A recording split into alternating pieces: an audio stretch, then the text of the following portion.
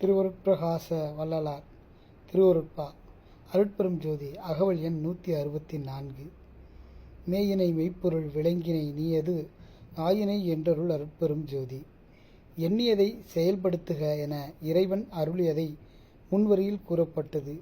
எவ்வாறு அந்நிலை பெற முடியும் என்பது இவ்வரியில் கூறப்படுகிறது. ஒரு புத்தகத்தை படிக்க வேண்டுமானால் கண்களில் பார்க்கும் திறன் ஒளி இருக்க வேண்டும். புறத்திலே ஒளி இருக்க வேண்டும்.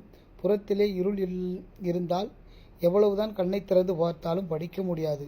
அவ்வாறே புறத்திலே ஒளி இருந்து கண்ணிலே பார்வை ஒளி இல்லையானாலும் படிக்க இயலாது. அதுபோல எந்த காரியம் நிறைவேற வேண்டுமானாலும் ஜீவ முயற்சியும் இறை அருளும் ஒன்று சேர வேண்டும். அவ்வாறு ஒன்றுபடாத போது காரியம் நிறைவேறுவதில்லை. 12 ஆண்டு தொடங்கி நம் பெருமானார் ஞான முயற்சியில் ஈடுபட்டார், வெற்றி கண்டார். இதை வியந்து ஆண்டவன் கூறினான், நீயே நன் முயற்சியை மேற்கொண்டாய், மெய்ப்பொருள் எது என்று நன்கு அறிந்து கொண்டாய், பின்னர் அந்த மெய்ப்பொருளாக நீயே ஆகிவிட்டாய் என்றருள் அருட்பெரும் ஜோதி என்று குறிப்பிட்டார்.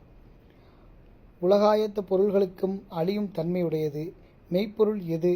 சிவமே மெய்ப்பொருளாகும். அதை வள்ளலார் அறிந்து கொண்டார். பின்னர் அவர் சிவத்தை அடைந்தார். முடிவாக அவரே சிவமானார்.